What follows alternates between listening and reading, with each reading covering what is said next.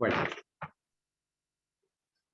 en este momento vamos a dar inicio a la entrevista programada.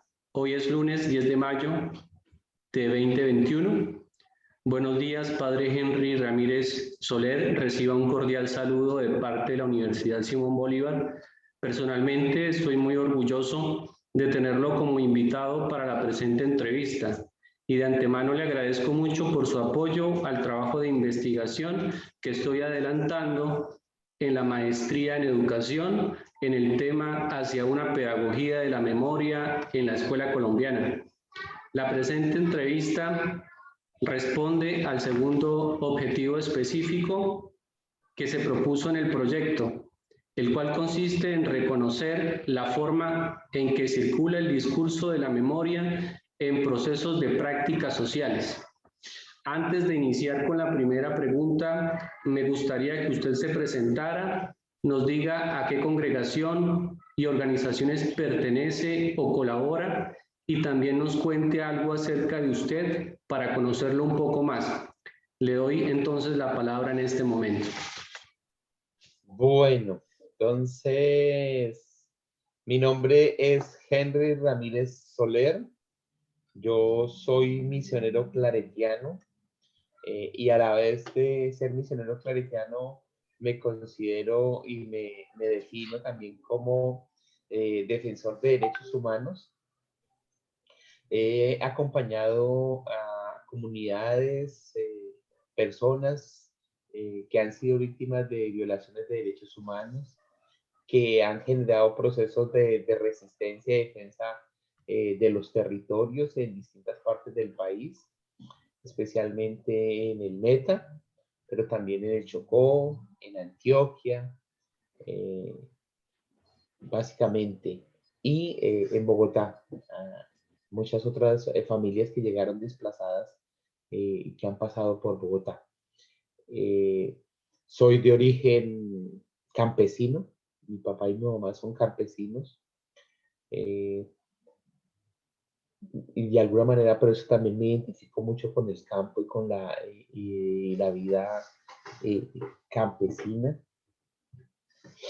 Y, y pues considero que ser misionero claretiano es en sí mismo ser defensor de derechos humanos, y ser defensor de derechos humanos es en sí mismo ser misionero claretiano. O sea, no son dos eh, dinámicas aparte, sino que considero que son una misma esencia de una vocación religiosa puesta al servicio de los más empobrecidos y de las víctimas.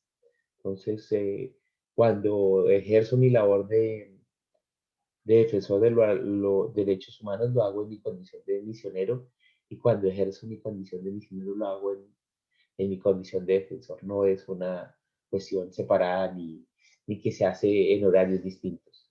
Es en sí misma una sola. Muchas gracias por su presentación, padre Henry. Según nuestra investigación, usted cumple con el perfil para ser un entrevistado clave en este proceso investigativo y reitero mi gratitud por su disponibilidad, su compromiso y sus aportes a la escuela colombiana a través de esta entrevista. A continuación vamos a dar inicio con la primera pregunta. Estas preguntas que se proponen giran en torno al acompañamiento que usted ha realizado en Medellín del Ariar y Castillo Meta. La primera pregunta dice de la siguiente manera: ¿qué significa el concepto de memoria para usted? Bien, aquí el concepto de memoria tiene, digamos, es dinámico primero. O sea, no es una cosa del pasado, no es un ejercicio de recordar solamente. O sea, la memoria pasa por el recuerdo, pero no es recordar solamente. La memoria tiene un ejercicio que parte también de un momento presente, que se sitúa la persona en una conciencia también, y el ejercicio de memoria también requiere una conciencia política, social de las personas. Y en ese sentido podríamos decir que la memoria es un proceso, por un lado, de comprensión, de asimilación de lo que ocurre en la historia.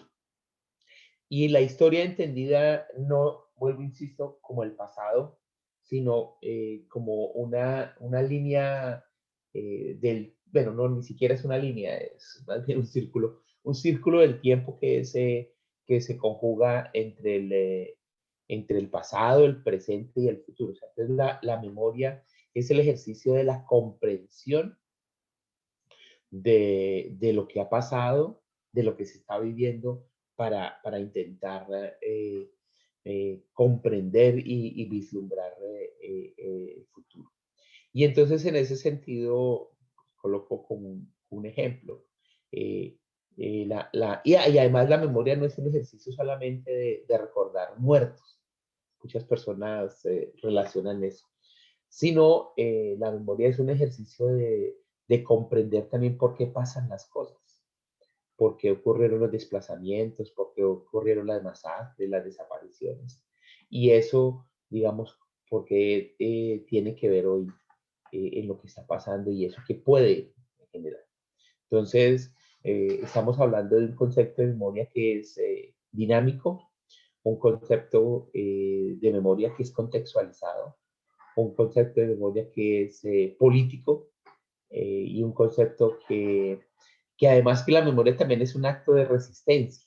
La memoria es lo que nos permite también recuperar los valores profundos de nuestras convicciones que en determinado momento el terrorismo de Estado eh, intenta controvertir.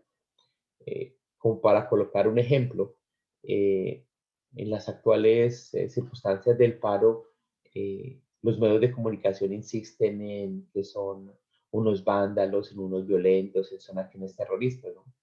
Entonces, en algún momento, eso no solamente ese mensaje no es solamente para los de afuera, digamos, para la gente que no está participando en el paro, sino también para quienes están participando. Entonces, crear ese sentimiento de culpa, uy, estoy haciendo un acto vandálico, estoy siendo violento.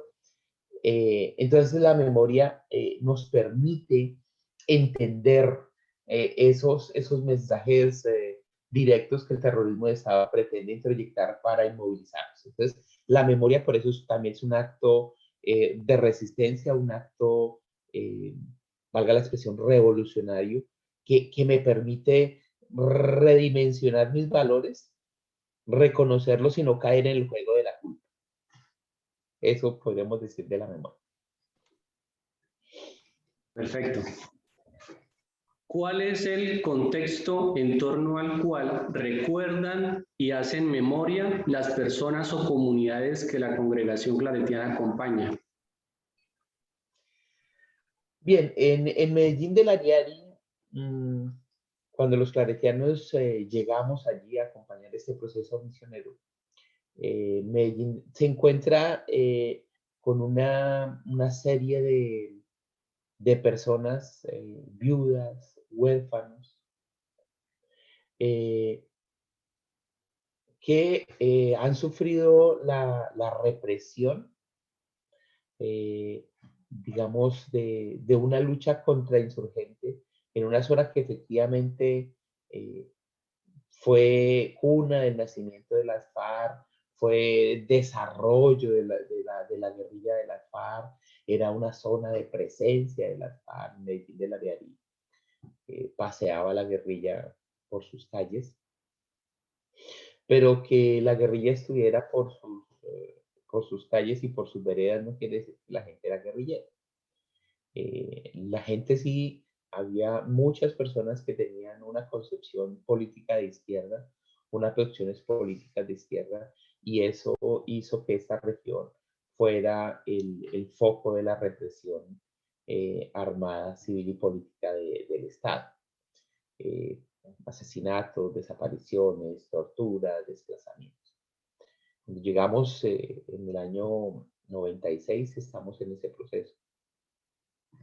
Estamos generando ese proceso de confianza. Luego en el 2000 mm, se dan la ruptura de los diálogos que se estaban dando en la zona de distensión entre el gobierno de Andrés Pastrana y la guerrilla de las FARC. Y después de eso se empieza un proceso de consolidación del paramilitarismo en toda la región del Alto Ariari y se empieza una serie de desplazamientos. Un desplazamiento sin antecedentes históricos en la región, ¿no? Más de 700 familias desplazadas, eh, expulsadas, más de 300 asesinatos en menos de 3 años, en un municipio muy pequeño, ¿no? O sea, ya hablar de 300 personas asesinadas es mucho, pero en un pueblo tan pequeño, eso, digamos que estaríamos, eso sería un genocidio, o sea, con presencia de masacres y todo. Entonces, es en este contexto en que se empieza a hacer el ejercicio de la memoria y por eso yo decía que ahí vamos aprendiendo que la memoria no es solamente recordar muertos, sino recordar los procesos organizativos, recordar, digamos, que el gran discurso de los medios de comunicación era que se estaba con una lucha contra la guerrilla, pero quienes estaban siendo asesinados no eran guerrilleros. Entonces, la memoria empieza a hacer ese instrumento de, de resistencia para comprender esos distintos momentos que se vivieron. Bien. ¿Cuáles serían las contribuciones que usted cree le haría o le está haciendo la recuperación de la memoria al presente de las personas o comunidades y a todo el país en general? Yo creo que una contribución importante en los procesos de memoria es empezar a entender y a valorar eh, el momento actual. O sea, por ejemplo, eh, para seguir con el contexto del paro, que es un ejercicio que nos permite iluminarnos a todos, ver que un grupo de indígenas tumbe la estatua de Belalcázar o de Gonzalo Jiménez de Quesada en Bogotá, para muchos es un acto terrorista, un acto vandálico, un acto de violencia. Eh, y de hecho, y entonces se coloca la expresión bonita, no, es que eso fue el proceso de colonización, y se nos hace ver y se nos hace creer que el proceso de colonización fue bueno. De hecho, es de los primeros aportes que creo que este ejercicio de memoria le ha hecho a la sociología colombiana en el Ariari. Nosotros en el Ariari no hablamos de procesos de colonización del Ariari, porque la colonización esconde, digamos, o sea, múltiples realidades. En el sentido, por ejemplo, dice, no, es que son unos hombres y mujeres que fueron a abrir horizonte a buscar prosperidad. Esa es una versión. O, o conquistadores que llegaron a invadir terrenos, que también sucedió eso, ¿no? Entonces, no, lo que sucedió, por ejemplo, en el Ariari no fue colonización del Ariari. O sea, lo que ocurrió fue una expulsión de campesinos en distintas épocas que se vieron obligados a ir a refugiarse a la diaria. Distinto. O lo mismo que hoy de entender la colonización. O sea, la colonización o sea, cuando llegaron los españoles a Colombia, fue un acto de barbarie, de imposición, de subyugación, de exterminio de pueblos. O sea, y entonces no podemos pretender hoy que le sigamos haciendo culto a Velas Casas o a Gonzalo Jiménez de Quesada, que fueron genocidas. Entonces, o sea, uno dice, bueno, la memoria nos permite entender. O sea, y no quiero decir que entonces, bueno, entonces hay que tumbar, o efectivamente hay que tumbarlas, pero es que la memoria nos permite entender eso, o sea, porque para quienes no tienen memoria, pues efectivamente es un acto vandálico, pero para quien, o sea, el pueblo indígena que ha recuperado su dimensión, está diciendo, no, o sea, ¿cómo rendirle, cómo es decirle a la sociedad, ustedes le están rendiendo culto a un genocida? Y en cambio a los indígenas nos dicen incultos, montañeros, patirrajado, bueno, una serie de expresiones que culturalmente se expresan. Entonces la memoria, dicen que nos permite, uno, al pueblo indígena recuperar su conciencia y no sentirse menos que los otros. O sea, no sentir vergüenza de salir vestidos en sus vestidos tradicionales, no sentir vergüenza de salir y hablar su lengua, que se prohibía hablar la lengua indígena, sino sentirse orgulloso. Pero también le sirve a la sociedad colombiana de que es necesario sanar y reparar ciertos daños en la historia que seguimos construyendo. O sea, no es un tema resuelto. O sea, la colonización y por lo tanto los ejercicios de las masacres, el desplazamiento, la desaparición forzada, son heridas que están. De hecho, en Colombia todavía la sociedad colombiana no es consciente del fenómeno de la desaparición forzada. En Colombia más o menos es consciente del tema del secuestro y muchos colombianos están sensibilizados, pero frente a la desaparición no, porque por ejemplo los medios de comunicación no hicieron ese ejercicio de sensibilizar. Entonces fíjense que entonces la memoria nos permite entender cuáles son las heridas abiertas de la sociedad colombiana y empezar a repararlas y a generar los diálogos necesarios. O sea, ¿cómo llegamos, por ejemplo, el caso de los indígenas, a un consenso social frente a esas estatuas que para el pueblo indígena representan directamente sus victimarios? Entonces es como la agresión. Entonces, para tener un caso hoy, a Álvaro Uribe Vélez se le tienen placas, se le tienen, pero hoy cada vez más la gente es consciente de que él es responsable de instigar la violencia. Hoy está instigando la violencia, pero también es responsable de los falsos positivos. También es responsable de ahora sin número de crímenes que se les está investigando. Y él no puede ser exaltado como el hombre de Colombia. Eso no puede ser, porque eso afecta la sensibilidad de un grupo de personas. Entonces, bueno, y con eso no quiero decir que a Álvaro Uribe les tengamos que ni no, o sea, él es persona, como persona merece respeto y tiene sus derechos, pero no se le tiene por qué rendir la pleitesía. O sea, de hecho, o sea, el que mucha gente, perdón, le siga llamando presidente Uribe, presidente Uribe. O sea, eso es una agresión a las víctimas. Entonces, la memoria nos permite como sociedad, digamos, ver ese tipo de cosas y ver cómo las podemos subsanar y sanar. Bien. ¿Cuál ha sido el papel del testimonio para la recuperación de la memoria en las comunidades que ustedes acompañan? ¿Cuál ha sido el papel del testimonio? Ok. Bien.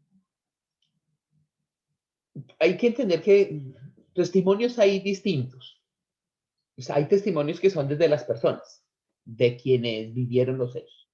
Entonces, ese testimonio que es el relato, ese es muy importante, porque es una versión de los hechos, que hay que entenderla también desde los efectos psicosociales que produce el terrorismo de Estado.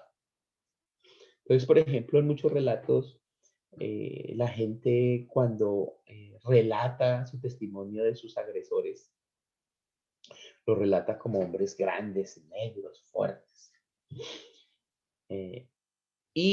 Pues cuando uno experimenta y hace un análisis, tal vez no eran ni tan grandes, ni tan negros, ni tan fuertes. Bueno, fuertes sí, poderosos. Pero el terrorismo introyectó lo que ellos querían introyectar, una idea de eso, grandes, fuertes, negros. Claro, ante una persona que es víctima, indefensa, pues, entonces, digamos, y eso para decir que es que el testimonio de una víctima no es que sea falso, porque hace descripciones de tipo que tendrían que ser objetivas, que definen las cosas. Entonces, muchos estrados judiciales desvirtuaron o quieren desvirtuar los testimonios de las víctimas sin reconocer esos efectos psicológicos del terrorismo.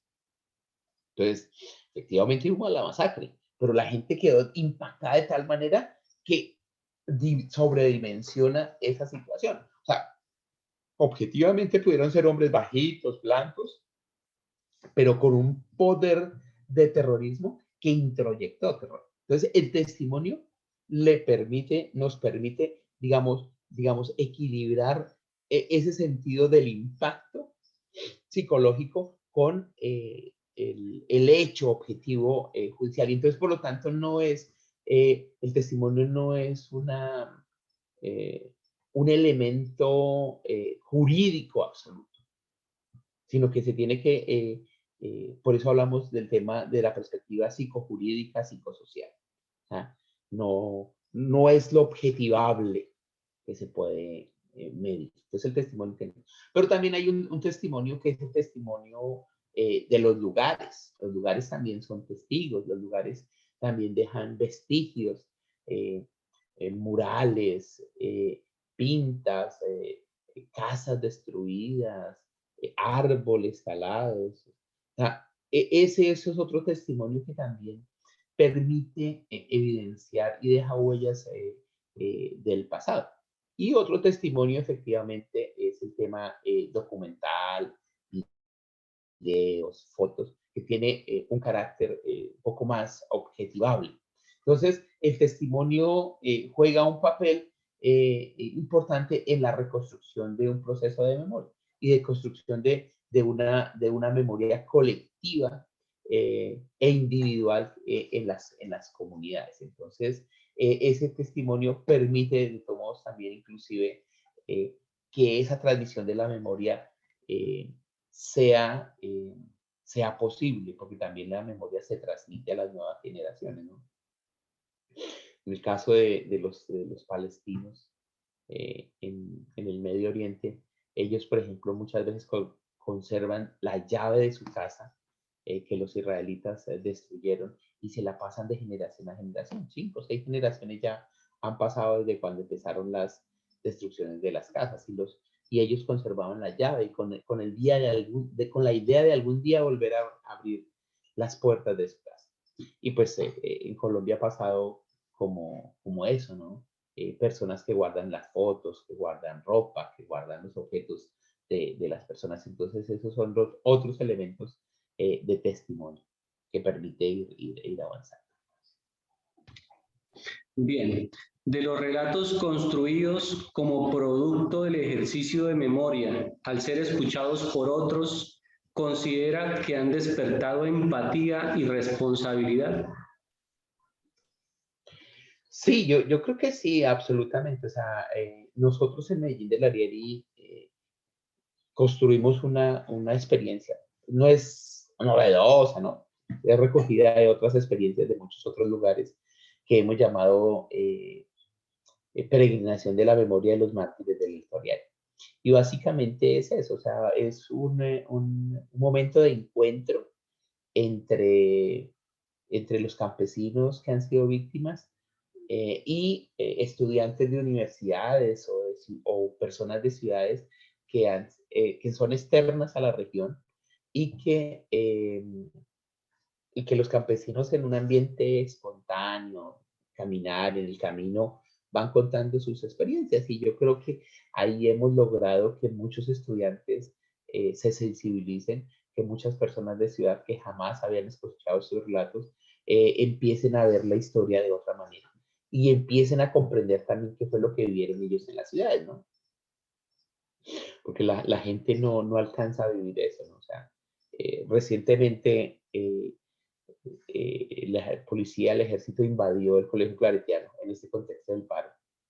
Eh, y pues obviamente la gente de la ciudad empezó a escuchar helicópteros, ver que de su colegio vecino salían policías con armas y eso. Entonces, ese impacto psicológico en la gente de la ciudad fue grande. Pero eso fue lo que tuvieron que vivir durante décadas y décadas los campesinos. O sea, ese tema de la guerra que nunca se había visto en la ciudad y que pues ahora en ese contexto de paro también lo ven así. Entonces, eso también ha permitido entrar a conocer esos sucesos que están pasando y creo que hace parte un poco también de que hoy la gente comprenda que no estamos ante una amenaza terrorista, que el problema no eran las FARC, que el problema no es el ELN, sino que hay una serie de condicionamientos y estructuras sociales de injusticia que están socavando el Estado de Derecho en Colombia. Y que es ese, yo creo que ese ha sido un problema, digo, un aporte de la memoria a comprender y a sensibilizar a los demás. Bien. ¿De qué manera podría contribuir la memoria a la paz, el perdón y la reconciliación? Bueno, lo primero que digo es que la memoria siempre es un campo de disputa. O sea, la memoria pelea con la historia en algunos momentos, porque la historia pretende instaurar una versión oficial de los hechos. Entonces, la memoria creo que el primer aporte es ese, o sea, es decir, no hay un solo relato histórico de los hechos, sino hay distintas memorias. Y la memoria también es un proceso doloroso. O sea, indudablemente recordar y hacer memoria duele.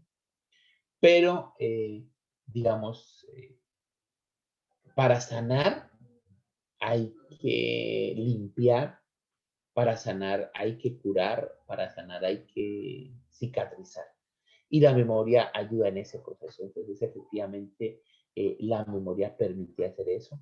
Pero sobre todo lo que decías, la memoria nos permite caer en cuenta de aquellas cosas que necesita la sociedad cambiar para avanzar en los procesos de reconciliación. O sea, han pasado 500 años y la sociedad colombiana no se ha pensado seriamente el proceso de reconciliación con los pueblos indígenas, ni de hace 500 años ni el conflicto actual.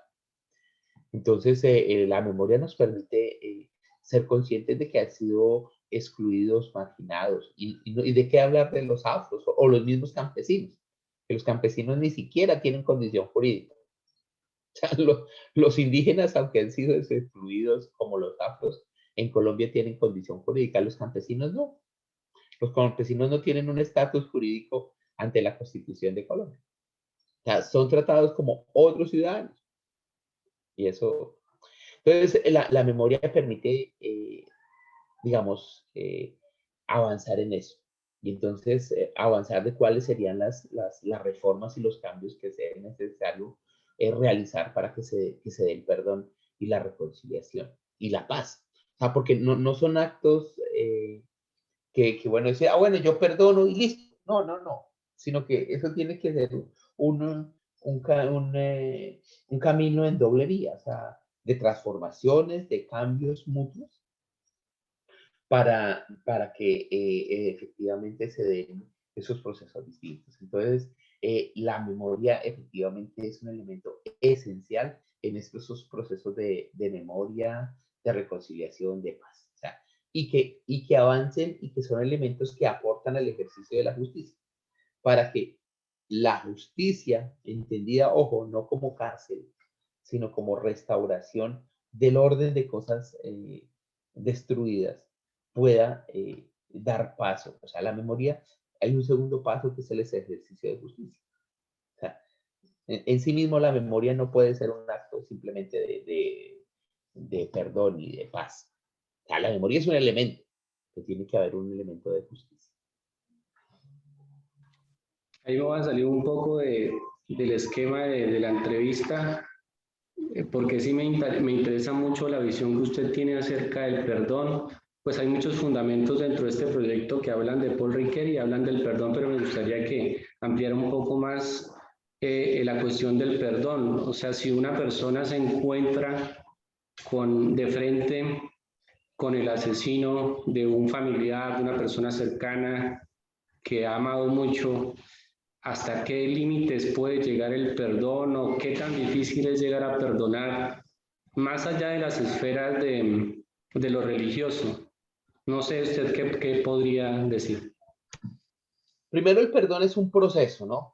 Es un proceso largo, doloroso, como lo decía, pero es un proceso que implica tanto a la víctima y al victimario.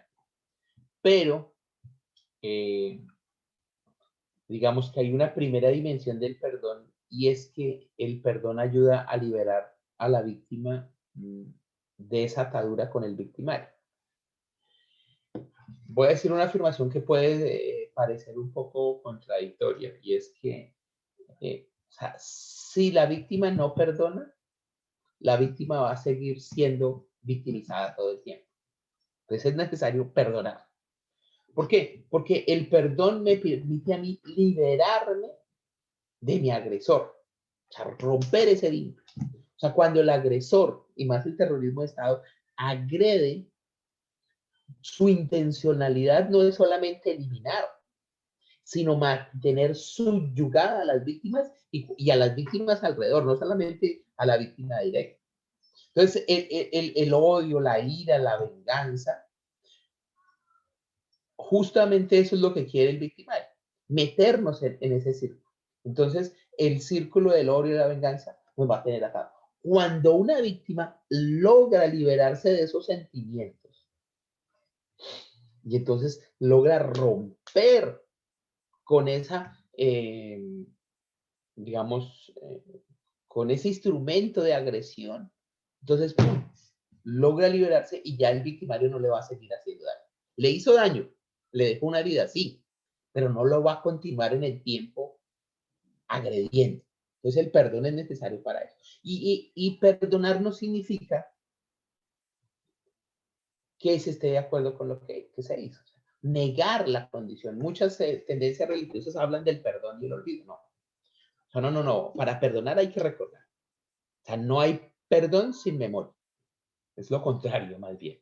Por eso se dice ni perdón ni olvido en otras expresiones. Entonces, y liberada de esa situación de odio, de venganza, la persona puede estar en capacidad de luchar por la justicia, de enfrentar al victimario sin que él le siga haciendo daño, pero exigirle que él responda ante la justicia. Entonces, el perdón es necesario.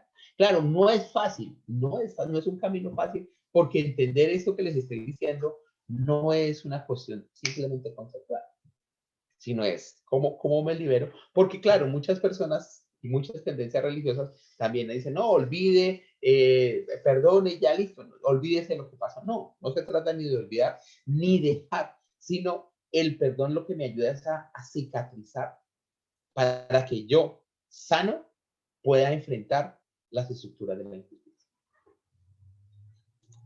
Bien, excelente. Seguimos. ¿Cómo se está haciendo memoria y cuáles son las estrategias que están implementando las personas o comunidades que la congregación claretiana acompaña? Bueno, en Medellín del Ariari se está haciendo pues varios ejercicios de memoria. Uno ya lo decía, que es el tema de la peregrinación de la memoria. La peregrinación es un ejercicio que permite encontrar a campesinos y campesinas de la región del Ariari con estudiantes universitarios de distintas ciudades del país y de distintas universidades, con la posibilidad de encontrar. Entonces, esa es una primera, generar encuentros, construir puentes destruidos. La guerra destruyó puentes. La otra es un ejercicio de memoria, llamámoslo interna.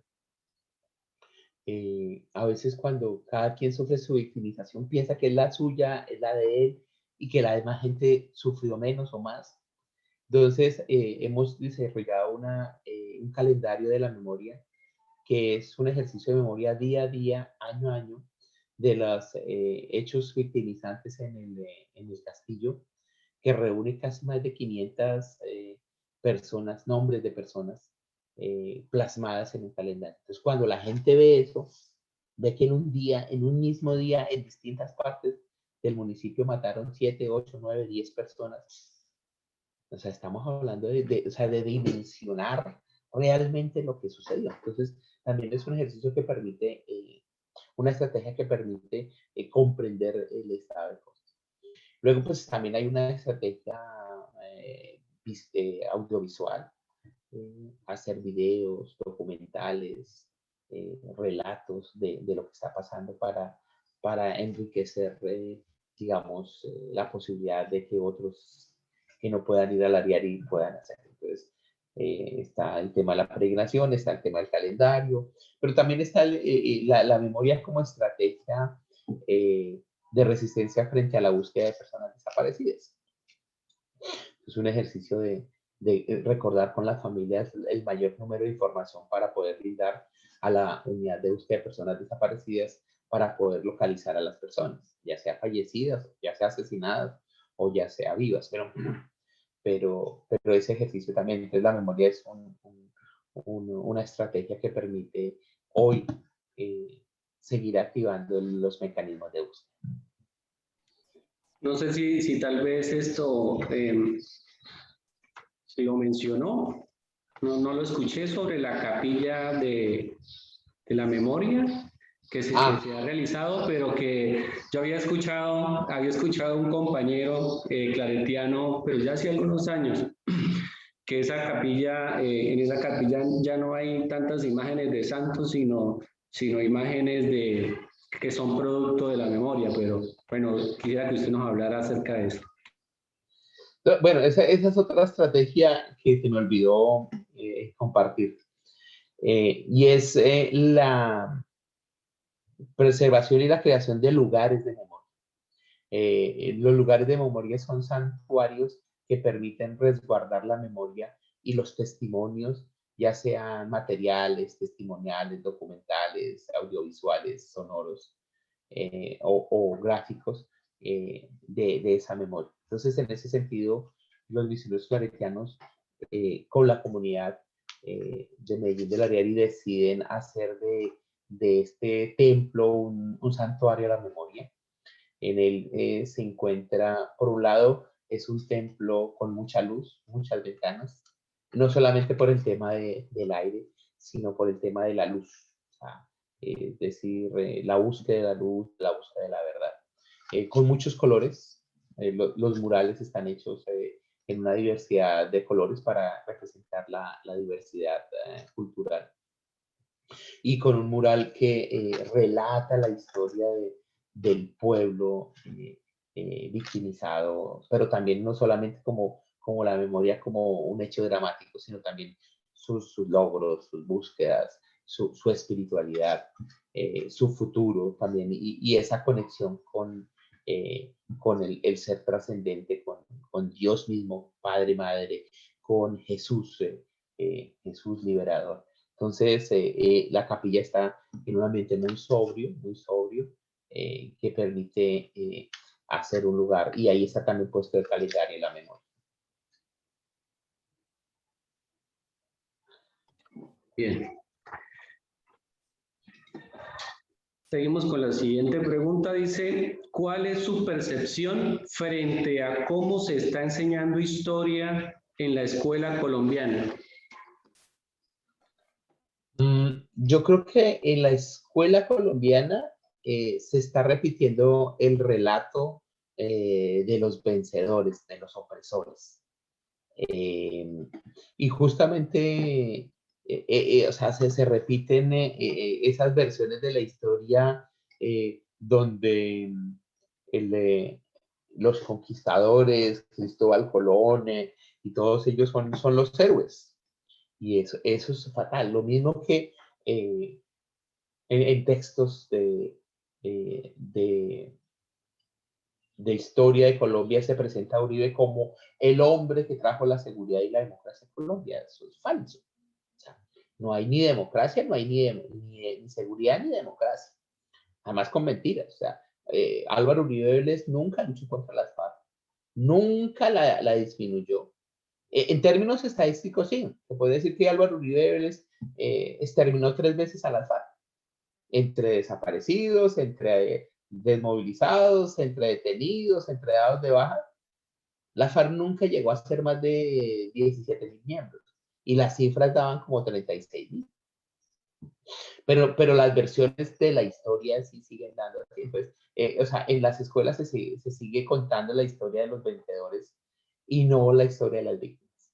Entonces, de hecho, por eso a veces tenemos esas horripilantes narconovelas que dan una versión de la historia, o esa versión de Jaime Garzón contada por RCN, que desfigura el relato de un hombre distinto, o otras historias que se han ido contando. Entonces, eh, el papel de la escuela sí es en estos momentos, y eso no quiere decir que haya maestros que hagan un ejercicio distinto, claro está, pero las versiones oficiales de la historia en la educación básica, incluso universitaria, es todavía una versión solamente desde la perspectiva de los victimarios y los vencedores.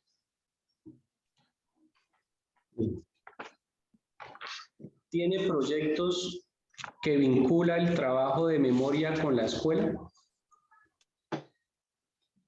Más que proyectos, no, son iniciativas. La idea es un poco llevar el tema de la cartilla y del calendario a la escuela, a las escuelas de las veredas.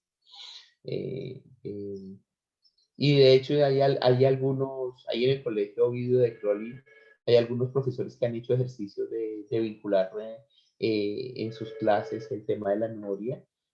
Pero digamos que como tal no nos hemos pensado eso, o sea, hay que hacer, pero no nos ha quedado tiempo de pensarlo y de hacerlo. Es necesario. Bien. ¿En qué sentido podría ayudar el ejercicio de la memoria a las apuestas de formación en la escuela colombiana? Yo creo que un trabajo como el que usted está haciendo y están haciendo otros es muy pertinente, pero muy pertinente, porque eso permite generar procesos de reflexión, procesos de concientización en la escuela. Y la escuela, pues, es un laboratorio, o sea, la escuela es un taller de creación, y entonces en la escuela y en el salón de clase pueden surgir muchas cosas. O sea, entonces en la medida que se incorpore este elemento de la memoria, pueden surgir cosas muy novedosas.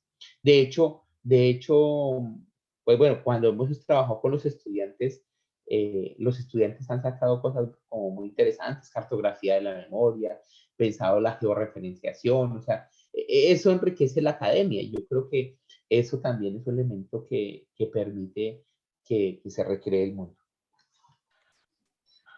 ¿De qué serviría al país que la escuela colombiana forme ciudadanos desde la memoria?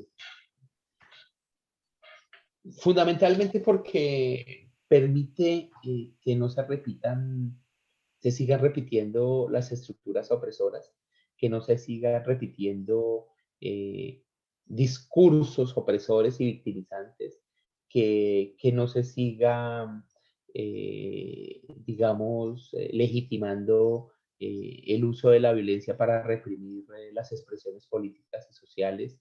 eh, Permite hacer ciudadanos conscientes, permite hacer ciudadanos activos y propositivos.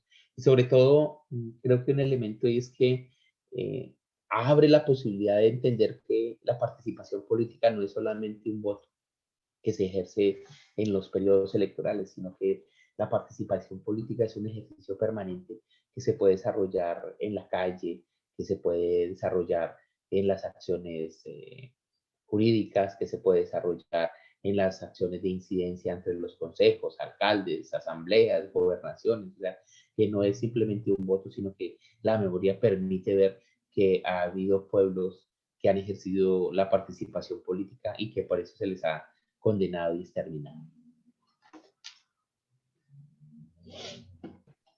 Bien. ¿Es posible considerar a la memoria como un elemento fundamental para la formación ciudadana en Colombia? Absolutamente, yo creo que sí. De hecho, en ese sentido, la visión de la historia tiene que cambiar con el ejercicio de la memoria. O sea, de hecho, muchos académicos e historiadores, cuando se acercan a la memoria, le dan un giro epistemológico a la historia como tal. Y en ese sentido, pues, o sea, es importante la historia genera la nueva concepción de ciudadanía, nueva concepción de comunidad, de nación, de pueblo, de Estado. Y es que definitivamente la memoria nos permite encontrar que hay otras tradiciones, o sea, que en Colombia hay otras maneras de organizarse desde los pueblos indígenas, desde los pueblos afros, que los campesinos han construido sus propias maneras de organizarse y que eso nos enriquecería muchísimo. ¿Cuáles estrategias consideran más apropiadas para hacer memoria en la escuela colombiana? Uno es el tema de permitir el contacto de los estudiantes con las víctimas, con esos actores reales de la historia. Dos, el tema de utilizar mucho más audiovisuales eh, de, y de ir conectando, o sea, que los estudiantes no vean que es una cosa de otros, sino que eso también tiene que ver con ellos. O sea, para los chicos de las ciudades, pues ir a la escuela es relativamente, bueno, es difícil porque a veces no hay dinero, pero para los niños de una escuela tendrían que caminar 3, 4 horas para llegar a su escuela, por ejemplo. O sea, y es colocar esos ejemplos de la vida cotidiana que lo relacionan. ¿Qué significa eso? Que un chico tenga que caminar tantas horas para ir a su escuela, o que un chico, si quiere estudiar bachillerato, se tenga que ir de la casa de sus papás, que se parece raro, pero alguna vez un chico decía, yo no quiero ir a estudiar porque es que a mí me gusta la comida de mi mamá y a mí la comida del internado no me gusta. Y eso parecería una cosa tonta, pero es que estamos hablando de un niño de 7, 8 años, 9 años, que tenía que sacarlo de ahí, o sea, y eso es un impacto. Entonces, digamos que ese tipo de cosas, o sea, son las que permiten hacer conciencia de que eso también es conmigo. O sea, no son los grandes conceptos políticos, sino también lo cotidiano, lo que nos toca y que nos sensibiliza a todos. La última pregunta, pero no por eso no es la menos importante. Creo que esta es una pregunta fundamental dentro del proyecto de investigación, que ojalá me la pueda ampliar. Dice así, ¿cuáles retos le plantearía la escuela colombiana y en especial a los docentes para la implementación de la pedagogía de la memoria en la escuela? Bueno, yo creo que los retos, incluso eso cambiaría el modelo de educación. O sea, Paulo Freire, en el proceso de educación liberadora, le da un giro epistemológico a la educación en el sentido de que la educación no es un proceso de llenar de información a los estudiantes, sino de hacer conciencia. Entonces, yo creo que eh, la memoria mm, cambia esa lógica vertical de la educación y permite, la memoria incluso permite reconocer los saberes que tienen los estudiantes. O sea, cuando la memoria se introyecta en los procesos educativos, ya no es el profesor el que lleva los contenidos a los estudiantes, sino que el profesor es quien armoniza los contenidos, tanto los que él da, pues obviamente tiene que darlos, pero también los que tienen los estudiantes. O sea, siempre va a haber conocimiento de parte y parte. De hecho, entonces, por ejemplo, fíjese que yo no he utilizado la palabra alumnos. Alumno significa el que no tiene luz. Entonces, eh, aquí se trata de que el profesor es el que armoniza el intercambio de saberes para generar un diálogo. Entonces, la memoria permite que la educación sea y se construya desde un nuevo modelo de relaciones, donde el profesor, donde el docente es un actor, los estudiantes son los otros actores y hay un ejercicio participativo. Entonces, ese es, o sea, ese es como de los retos que tiene la educación y es dejarse tocar en sí mismo por la memoria, ¿no? Y porque, o sea, digamos, porque no es implementar simplemente una cátedra de memoria. No, no, no, o sea, porque ahí sí, ¿no? Entonces, ¿qué es lo que hizo la ley? Entonces se hizo una cátedra de memoria, una parte de... No, pero es que no toca el ADN del proceso educativo colombiano. O sea, si la memoria no toca ese ADN, pues sirve de nada. Entonces, el reto mayor es dejarse tocar para que se transforme así mismo. O sea, para que, y la memoria es eso, la memoria nos transforma.